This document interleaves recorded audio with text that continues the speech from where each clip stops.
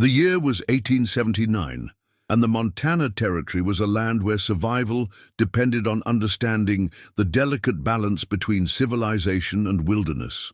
This is the story of Daniel "Dan" Mackenzie, a Scottish-American rancher who had chosen isolation over society, building his life in the shadow of the Crow Nation's sacred lands. For 3 years, Dan had lived alone on his remote ranch, speaking to no one except the occasional trader who dared venture into the disputed territory between white settlements and tribal lands.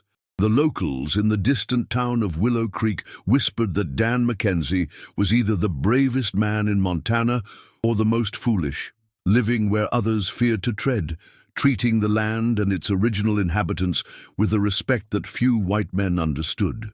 But on a storm-lashed evening in September 1879, Dan would make a choice that would forever change not only his life, but the relationship between two worlds that had been at war for generations. When he carried a dying stranger across the raging Yellowstone River, he had no idea that his act of simple human compassion would lead to one of the most extraordinary displays of honor and gratitude ever witnessed on the American frontier. Before we dive into this incredible story of courage and unexpected alliances, drop a comment below and let us know which city you're watching from. We love hearing from our viewers around the world. The storm and the stranger. The September storm had been building for 3 days, turning the normally placid Yellowstone River into a churning torrent of muddy water and debris. Daniel Mackenzie stood on the covered porch of his log cabin, watching lightning split the darkening sky as he calculated whether his cattle had enough shelter in the draws and coulees that cut through his property. At 28, Dan was a man shaped by solitude and hard work. His dark hair was longer than fashion dictated, his beard neatly trimmed, and his grey eyes held the steady gaze of someone who had learned to rely entirely on himself. The scar that ran from his left temple to his jaw was a reminder of his last encounter with civilization, a saloon fight in Billings that had convinced him that men were generally more trouble than they were worth. His ranch, the Lone Pine, sat in a valley that most white settlers avoided, too close to Crow hunting grounds for comfort and too far from any town for practical support. But Dan had chosen this location deliberately, drawn by the pristine beauty of the land and the solitude it offered. He ran a small herd of cattle, grew enough crops to feed himself and his animals, and traded occasionally with the few brave souls who ventured into his remote corner of the territory.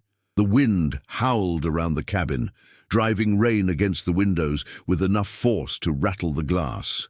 Dan was considering whether to check on his horses in the barn when he heard something that made him freeze. A human voice, barely audible above the storm, calling for help. Dan grabbed his rifle and a lantern, pulling on his oilskin coat as he stepped into the driving rain. The voice came again, weaker this time, from the direction of the river. Dan cursed under his breath as he realized what that meant. Anyone caught near the Yellowstone in this weather was in mortal danger. He made his way carefully down the muddy slope toward the riverbank, his lantern casting wild shadows in the storm. The Yellowstone was running higher than he had ever seen it, carrying entire trees and boulders in its violent current. The sound was deafening, a constant roar that seemed to shake the very ground. "Help!" The voice came again, and Dan spotted a figure clinging to a fallen cottonwood tree that had lodged against a boulder about 50 yards upstream. Even in the dim light of his lantern, Dan could see that the person was losing strength, barely able to maintain their grip on the slippery bark. Dan assessed the situation quickly. The river was too dangerous to enter directly, but there was a chance he could reach the stranded person if he used his rope and approached from the right angle. It would be risky. If he lost his footing, both he and the stranger would be swept away by the current. But Dan Mackenzie had never been one to abandon someone in need, regardless of the personal cost. He secured one end of his rope to a sturdy pine tree and tied the other around his waist, then began working his way into the churning water. The current was incredibly strong, trying to sweep his legs out from under him with every step. The water was shockingly cold, fed by mountain snowmelt and autumn rains. As Dan got closer to the stranded figure, he could see that it was a young Native American man, probably in his early 20s, wearing traditional clothing that was now soaked and torn. The man's long black hair was plastered to his head, and his dark eyes were wide with exhaustion and pain. "Hold on!" Dan shouted over the roar of the water. "I'm coming to get you!" The young man looked at Dan with surprise, and something that might have been hope. He said something in what Dan recognized as the Crow language, though he couldn't understand the words. Dan reached the fallen tree and grabbed hold of it, feeling the tremendous force of the water trying to dislodge both the log and himself. The young man was barely conscious, his grip on the bark weakening by the moment. "Can you hold on to me?" Dan asked, knowing the man probably couldn't understand English, but hoping his intent was clear. The young man nodded weakly and managed to wrap one arm around Dan's shoulders. Dan could feel that the man was injured. There was blood on his shirt, and he seemed to be favoring his left side. Getting back to shore was even more difficult than reaching the tree had been. Dan had to fight not only the current, but also the additional weight of the injured man. Several times he felt his feet slip on the rocky bottom, and only the rope around his waist kept them both from being swept downstream. By the time Dan dragged the young man onto the muddy riverbank, both men were exhausted and shivering. The stranger was barely conscious, his breathing shallow and labored. Dan could see now that he had been shot. There was a bullet wound in his left shoulder, and he had lost a considerable amount of blood.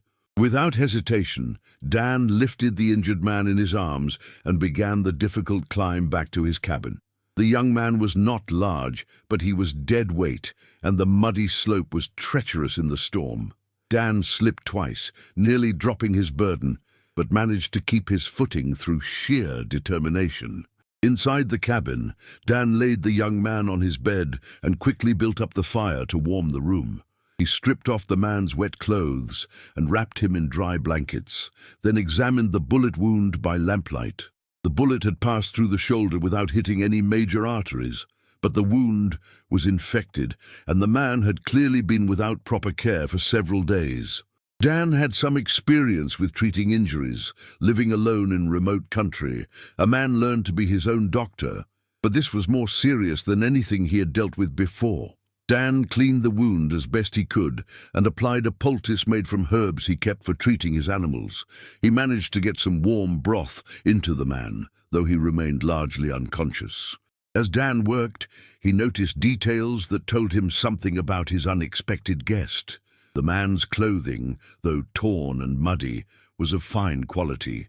His moccasins were beautifully crafted, decorated with intricate beadwork. Most telling of all was a medallion he wore around his neck, a silver disc engraved with symbols that Dan didn't recognize but which clearly held significance. As the night wore on, Dan kept vigil beside the bed, monitoring the young man's breathing and periodically checking his temperature. The storm continued to rage outside, but inside the cabin there was only the crackling of the fire and the labored breathing of the injured stranger. Dan found himself wondering who this man was and how he had ended up shot and alone in the river during such a violent storm. The quality of his clothing and the medallion suggested he was someone of importance among his people.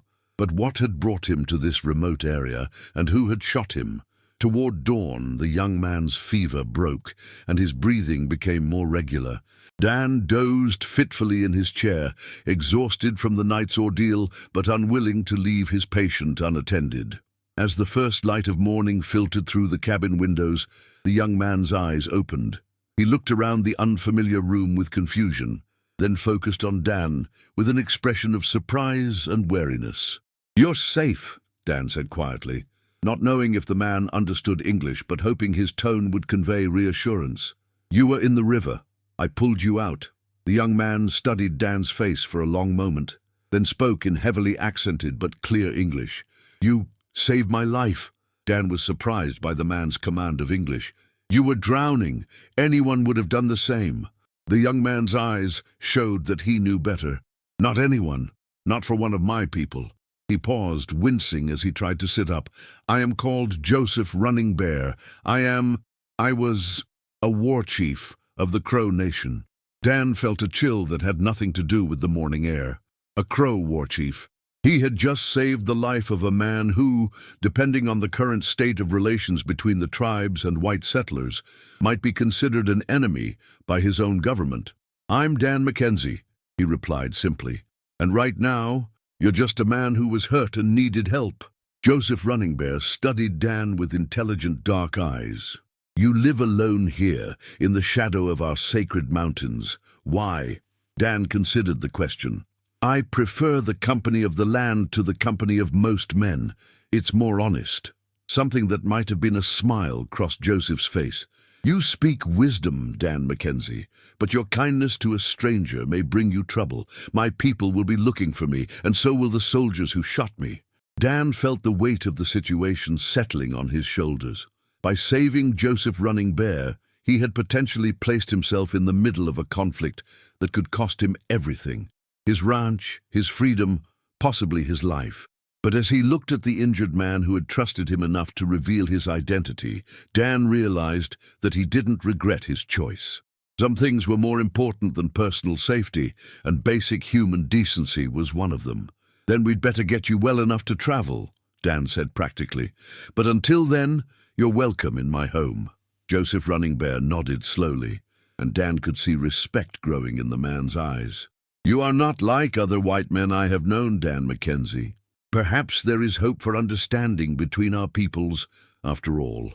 As Dan prepared breakfast for both of them, he had no idea that his simple act of compassion was about to set in motion events that would be remembered and spoken of for generations to come. The storm had passed, but the real test of his character was just beginning. The healing and the truth. For 5 days, Joseph Running Bear remained in Dan's cabin, recovering from his wound and the ordeal in the river. During that time, the two men developed an unlikely friendship built on mutual respect and shared solitude. Dan learned that Joseph was not just any war chief, but the son of Chief Ironhawk, one of the most respected leaders of the Crow Nation. He had been educated at a mission school, which explained his excellent English, but had chosen to return to his people rather than assimilate into white society. "The missionaries wanted me to become like them," Joseph explained as Dan changed the dressing on his shoulder wound, "to forget my people, my traditions, my connection to this land. But a man cannot cut away half of his soul and expect to remain whole." Dan understood that sentiment better than Joseph might have expected. "Is that why you became a war chief? To fight against losing your identity?" Joseph was quiet for a moment, staring out the cabin window at the mountains that rose beyond the valley. "I became a war chief to protect my people. But I have learned that there are different ways to fight. Sometimes the greatest victory comes from choosing not to fight at all."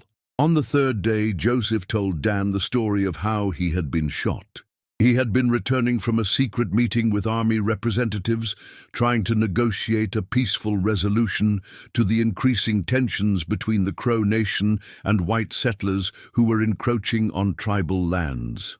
"There are those among my people who believe that war is the only answer," Joseph explained, "and there are those among your people who profit from conflict. When word spread that I was meeting with the army, some of my own warriors followed me. They saw my willingness to talk as betrayal." "Your own people shot you?" Dan asked, shocked by the revelation. Joseph nodded grimly. 3 young warriors who believe that any compromise with white men is surrender. They left me for dead and rode back to tell my father that I had been killed by soldiers while trying to make peace." Dan felt the full weight of what Joseph was telling him. "So your people think you're dead, and the army thinks the negotiations failed because you were killed by your own warriors?" "Yes, and both sides are now preparing for war that could have been avoided." Joseph's voice was heavy with the burden of knowledge. "Hundreds, perhaps thousands, will die because of misunderstanding and the actions of a few hot-headed young men." Dan spent the next 2 days thinking about Joseph's situation and what it meant for the future of the region. He had chosen to live in isolation, partly to avoid the conflicts between different groups of people, but now he found himself in possession of information that could prevent a devastating war. "What will you do when you're well enough to travel?" Dan asked on the fifth morning as they shared breakfast. Joseph had been growing stronger each day, and the wound in his shoulder was healing cleanly. "I must return to my people and tell them the truth. But first, I must find a way to get word to the army that I am alive and that the negotiations can continue." "That's going to be dangerous," Dan observed.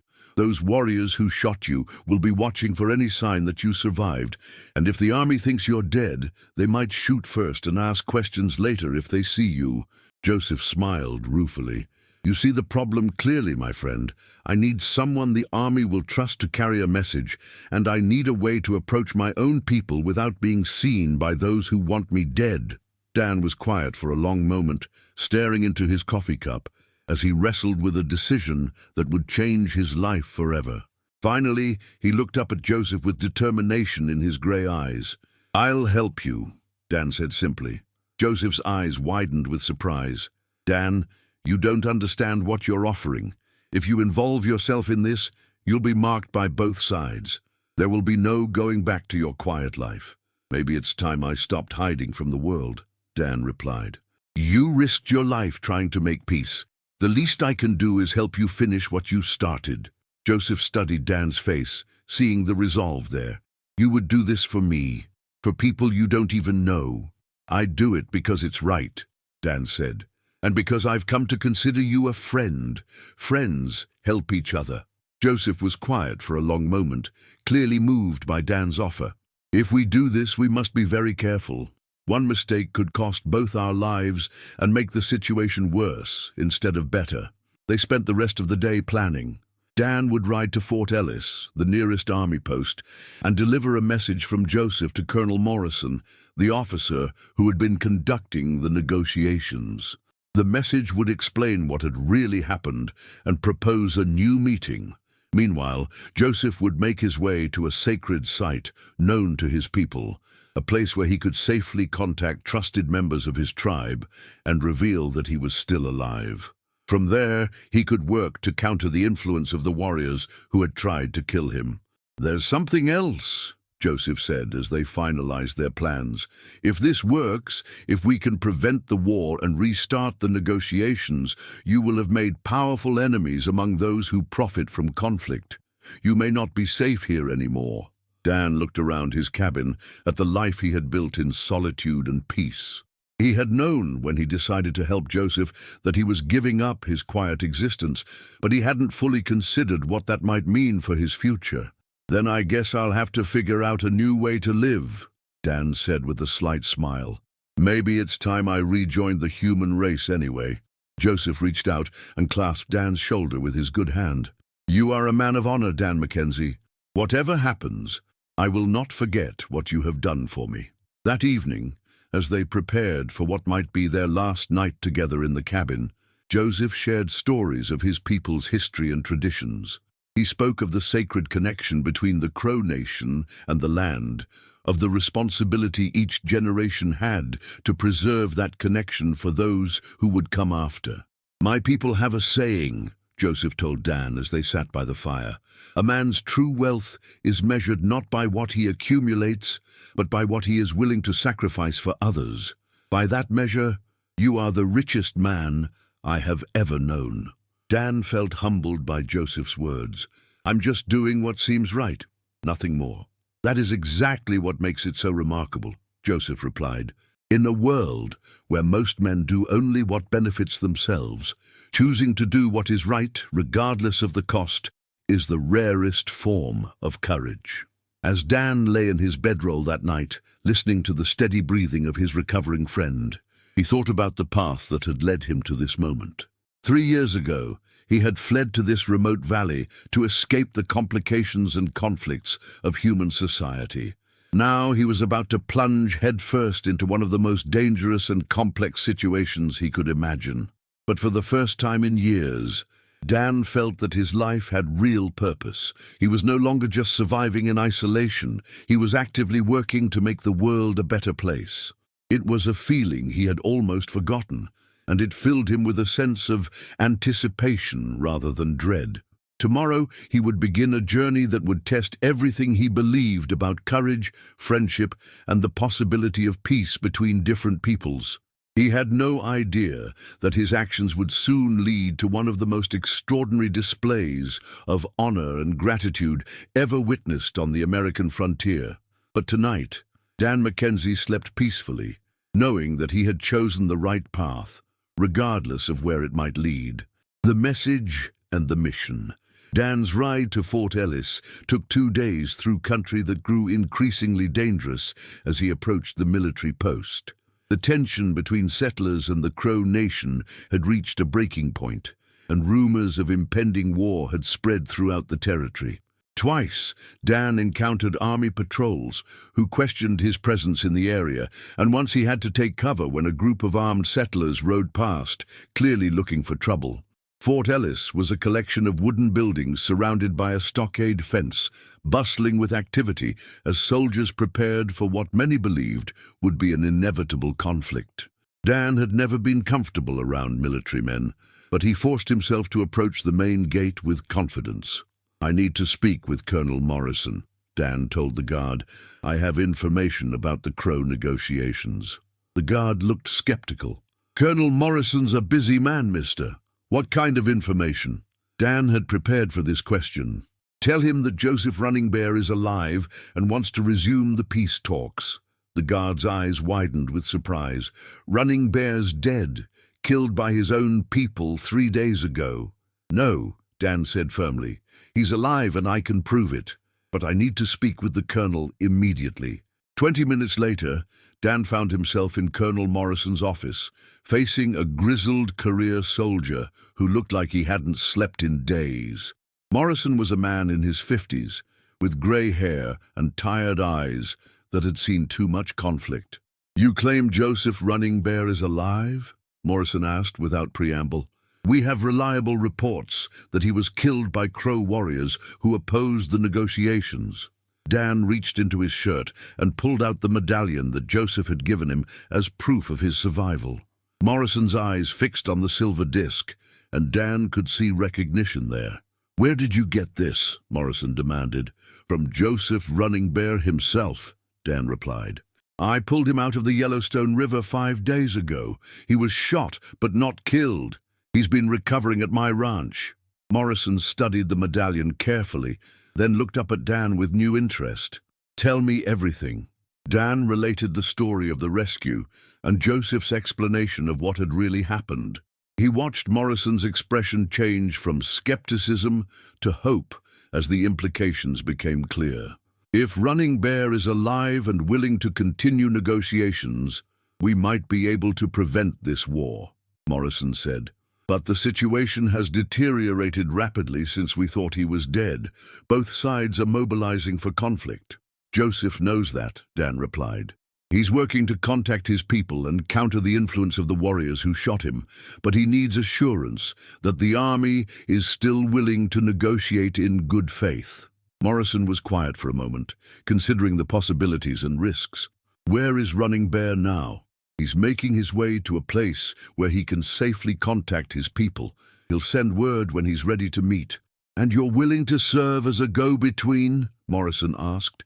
"You understand the danger you're putting yourself in?" Dan nodded. "I understand. But if there's a chance to prevent a war, it's worth the risk." Morrison stood and walked to the window, looking out at the soldiers drilling in the fort's courtyard. "Mr. Mackenzie, I've been trying to avoid this conflict for months. Too many good men will die on both sides if we can't find a peaceful solution. If you can help make that happen, you'll have my full support." They spent the next hour working out the details of how communication would be maintained between the army and Joseph. Dan would serve as the intermediary, carrying messages and arranging meetings when both sides were ready. As Dan prepared to leave the fort, Morrison stopped him with a warning. "There are people on both sides who want this war to happen. Some of my own officers believe that a military solution is the only way to deal with the Indian problem.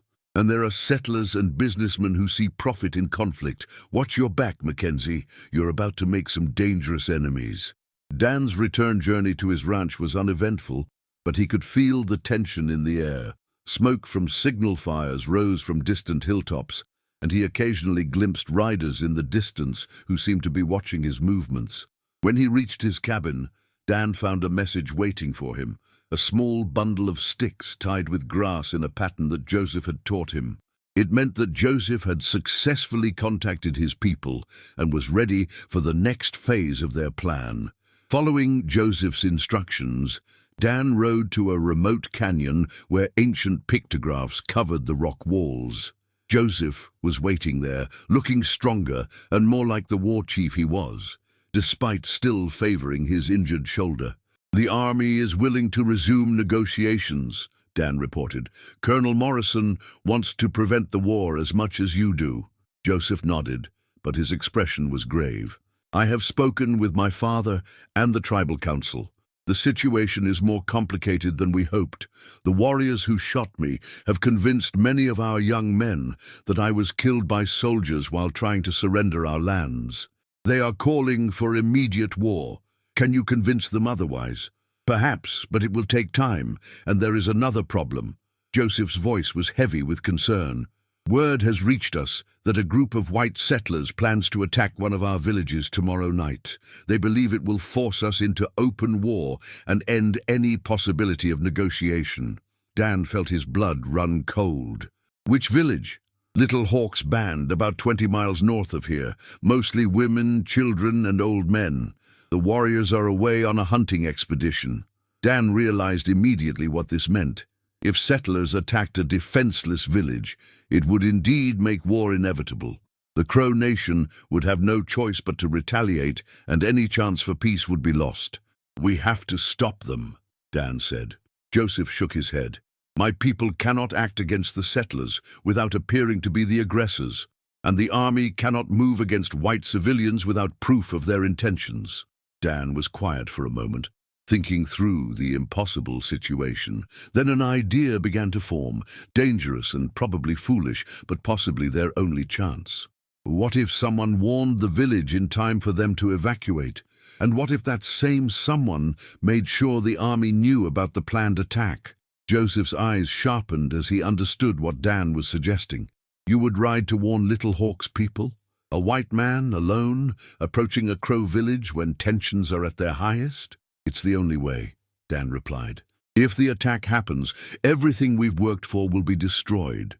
But if the village is empty when the settlers arrive, and if the army is there to arrest them, it might shock both sides into realizing how close they came to disaster." Joseph studied Dan's face, seeing the determination there. "My friend, what you propose is incredibly dangerous. Little Hawk's people will not trust a white stranger, especially now. They might kill you before you can explain why you've come. Then you'll have to give me something that will make them listen," Dan said. "Some token or message that will prove I come from you." Joseph was quiet for a long moment, clearly torn between hope and fear for his friend's safety. Finally, he removed a beaded bracelet from his wrist and handed it to Dan. "This was made by my sister. Little Hawk will recognize it and know that you speak for me. But Dan, if this goes wrong, if you are killed trying to help my people, I will carry that burden for the rest of my life." Dan took the bracelet and tied it around his own wrist. "If I don't try and innocent people die because of it, I'll carry that burden. I'd rather take the risk." Joseph clasped Dan's hand in both of his. "You are the bravest man I have ever known, Dan Mackenzie. Whatever happens, your courage will be remembered by my people for generations to come." As Dan prepared to ride toward what might be his death, he reflected on how much his life had changed since that stormy night when he had pulled a stranger from the river. He had gone from being a man who avoided all human contact to someone willing to risk everything for people he had never met. But as he rode through the gathering darkness toward Little Hawk's village, Dan felt no regret. For the first time in his adult life, he was part of something larger than himself, something that mattered more than his own safety or comfort. He had no idea that his actions over the next 24 hours would lead to one of the most extraordinary displays of honor and gratitude ever witnessed on the American frontier. But he was about to discover that sometimes, when a man acts with pure courage and selfless intent, the universe responds in ways that exceed all imagination. The dawn of honor. Dan's approach to Little Hawk's village required every skill he had learned during his years of solitary living. He had to get close enough to make contact without being killed by sentries, who would naturally assume any white man approaching in darkness was an enemy. The village sat in a protected valley beside a small stream, a collection of traditional lodges that housed about 60 people. Dan could see the glow of fires and hear the sounds of normal evening activities, children playing, women talking, the occasional bark of a dog. He dismounted about a quarter-mile from the village and continued on foot, moving slowly and making enough noise to alert the sentries without seeming to sneak up on them. As he expected, he was challenged before he got within 100 yards of the first lodge. A young Crow warrior emerged from behind a boulder, rifle trained on Dan's chest. The man spoke sharply in the Crow language, clearly ordering Dan to stop and identify himself. Dan raised his hands, showing that he was unarmed, and spoke in English, hoping the warrior would understand at least some of what he said. "I come from Joseph Running Bear. I have a message for Little Hawk." The warrior's eyes narrowed with suspicion, but Dan could see that he recognized Joseph's name. Dan slowly raised his left hand, showing the beaded bracelet that Joseph had given him. The warrior stared at the bracelet, clearly recognizing it. He called out in Crow, and within minutes Dan was surrounded by several armed men. But their posture had changed from hostile to wary. They were no longer preparing to kill him, but they weren't ready to trust him either. An older man emerged from the group, his grey hair braided and his weathered face marked by years of leadership. Dan knew immediately that this was Little Hawk himself. Little Hawk examined the bracelet carefully, then spoke to Dan in accented but clear English. "You say you come from Joseph Running Bear, but Joseph Running Bear is dead, killed by soldiers 3 days ago." "No," Dan said firmly. "Joseph Running Bear is alive. I saved him from the river, and he has been recovering at my ranch. He sent me here to warn you of danger." Little Hawk's eyes sharpened with interest and hope. "What danger?" Dan quickly explained about the planned settler attack, emphasizing that it would happen the following night and that the village needed to evacuate immediately. As he spoke, he could see the impact of his words on the assembled warriors. "Why would a white man risk his life to warn us of this?" Little Hawk asked, his voice heavy with suspicion. "Because innocent people shouldn't die for the hatred of others," Dan replied simply. "And because Joseph Running Bear is my friend."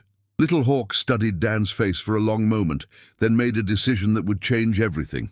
"If you speak the truth, if Joseph Running Bear lives, then you are welcome among us. But if you lie, if this is some trick, you will die slowly." "I understand," Dan said, "but there's no time to waste. The attack will come tomorrow night, and you need to be gone by then." Little Hawk nodded and began issuing orders in Crow. The village erupted into organized activity as people began packing their belongings and preparing to move to a safer location. Dan was amazed by how quickly and efficiently the evacuation proceeded. Within 2 hours, the entire village was ready to move. As they prepared to leave, Little Hawk approached Dan with a question that had clearly been troubling him. "If Joseph Running Bear lives, why has he not come himself? Why send a white stranger?" Dan explained about Joseph's mission to prevent the war, about the warriors who had shot him, and about the delicate negotiations that were the only hope for peace. As he spoke, he could see understanding and respect growing in Little Hawk's eyes. "You risk much for people who are not your own," Little Hawk observed. "This is not the way of most white men. It's the way of decent men, regardless of their color," Dan replied. Little Hawk smiled for the first time since Dan had arrived. "You speak wisdom. Perhaps there is hope for peace between our peoples after all." The evacuation took most of the night, with the villagers moving to a hidden canyon several miles away where they would be safe from attack. Dan remained with them, partly to ensure their safety, and partly because he needed to coordinate with the army to make sure the attacking settlers were captured. At dawn, Dan rode hard toward Fort Ellis, carrying a message from Little Hawk to Colonel Morrison that confirmed the planned attack and requested army intervention. Morrison responded immediately, dispatching a company of soldiers to the abandoned village site. The trap was set perfectly. When the settler attack force arrived at Little Hawk's village the following night, they found it empty, except for a company of U.S. Army soldiers waiting to arrest them. The would-be attackers were taken into custody without a shot being fired, and their plan to provoke a war was exposed for what it was. But the real surprise came at sunrise the next morning, when Dan returned to his ranch to find an extraordinary sight waiting for him. Arranged in perfect formation in front of his cabin were 100 Crow warriors, all mounted and in full ceremonial dress. At their head sat Joseph Running Bear, no longer hiding his identity, wearing the regalia of a war chief and looking every inch the leader he was born to be. As Dan approached, Joseph raised his hand, and every warrior dismounted in perfect unison. Then, in a display that would be remembered and spoken of for generations, all 100 warriors knelt and bowed their heads in a gesture of profound respect and gratitude. Joseph dismounted and walked toward Dan, his voice carrying clearly in the morning air. Dan Mackenzie, by your courage and selfless action, you have saved the lives of 60 innocent people and prevented a war that would have cost hundreds more. The Crow Nation honors you as a brother and a friend. Dan was speechless, overwhelmed by the magnitude of the gesture. He had never seen anything like it. 100 of the finest warriors of the Crow Nation, men who had never bowed to any white man, showing him the highest honor their culture could bestow. You didn't need to do this, Dan said quietly to Joseph. Joseph smiled. Yes, we did. What you did required courage that few men possess. You risked everything for people you had never met, asking nothing in return. Such actions must be recognized and honored, or the world becomes a darker place. Little Hawk stepped forward, carrying a beautifully crafted war lance decorated with eagle feathers and intricate beadwork. This belonged to my grandfather, who was a great war chief. I give it to you as a symbol of the respect and gratitude of our people. Dan accepted the lance with trembling hands, understanding the incredible honor he was being given. I don't know what to say. Say that you will remember this moment, Joseph replied. Say that you will remember that courage and compassion can bridge any divide between peoples. Say that you will continue to be the man you have shown yourself to be. As the ceremony concluded and the warriors prepared to depart, Joseph approached Dan one final time. The negotiations will resume next week. Thanks to your actions, both sides now understand how close we came to disaster. There is real hope for lasting peace. What about the warriors who shot you? Dan asked. Joseph's expression grew serious. They have been dealt with according to our laws, but more importantly, their actions have been exposed for what they were, the work of young men who let anger overcome wisdom. The tribal council now supports the peace negotiations. As the 100 warriors mounted their horses and rode away, Dan stood in front of his cabin, holding the war lance and trying to process what had just happened. 3 weeks ago, he had been a hermit rancher who spoke to no one and wanted nothing to do with the conflicts of the world. Now he was a man honored by the Crow Nation, a bridge between two peoples who had been on the brink of war, and someone who had discovered that isolation was no substitute for purpose. The legacy of courage. 5 years after the dawn ceremony that had changed his life forever, Dan Mackenzie stood on the porch of his expanded ranch house, watching his Crow friend Joseph Running Bear teach Dan's adopted son, a young Crow boy named Swift Eagle, how to track deer in the forest. The peace negotiations that had resumed after the prevented attack had been successful beyond anyone's hopes. A treaty had been signed that respected Crow territorial rights while allowing for limited white settlement in designated areas. Joseph had become not just a war chief, but a diplomat, working to maintain the delicate balance between two cultures. Dan's ranch had become an unofficial meeting place where members of both communities could come together in safety and friendship. He had married a schoolteacher named Rebecca, who had come west to establish a school that served both white and Crow children, and together they had built a life that bridged two worlds. The war lance that Little Hawk had given him hung in a place of honor in their home, a reminder of the moment when courage and compassion had triumphed over fear and hatred. But more than that, it was a symbol of what was possible when people chose to see each other as human beings rather than enemies. "Do you ever regret it?" Rebecca asked, joining Dan on the porch as they watched Joseph and Swift Eagle disappear into the trees. "Giving up your quiet life for all this complexity?" Dan smiled, his arm tightening around his wife's waist. "Never. I thought I was living when I was alone out here, but I was just existing. Real life began the night I pulled a stranger out of the river and decided to help him. And now you're known throughout the territory as the man who prevented a war," Rebecca said with pride in her voice. Dan shook his head. "I'm just a man who did what seemed right at the time. Joseph Running Bear prevented the war. I just helped him do it." Wally. As the sun set over the Montana landscape, painting the sky in brilliant shades of gold and crimson, Dan reflected on the journey that had brought him to this moment. He had started as a man running from human connection, convinced that solitude was safer than involvement. But he had learned that true safety came not from avoiding risk, but from choosing to stand for something larger than yourself. The ceremony where 100 warriors had bowed at his gate had been the most humbling moment of his life, but it had also been the moment when he truly understood what it meant to be part of the human community. The story of the loner rancher who had carried a stranger across the river and earned the honor of an entire nation had become legend throughout the territory. But for Dan Mackenzie, the real reward was not the recognition or the honor. It was the knowledge that when faced with a choice between safety and courage, between isolation and involvement, he had chosen correctly. Thank you for joining us on this incredible journey of courage and unexpected honor. If this story of Dan and Joseph's remarkable friendship moved you, please give it a thumbs up and subscribe for more amazing tales. Don't forget to comment below and let us know which city you're watching from. We love connecting with our viewers around the world.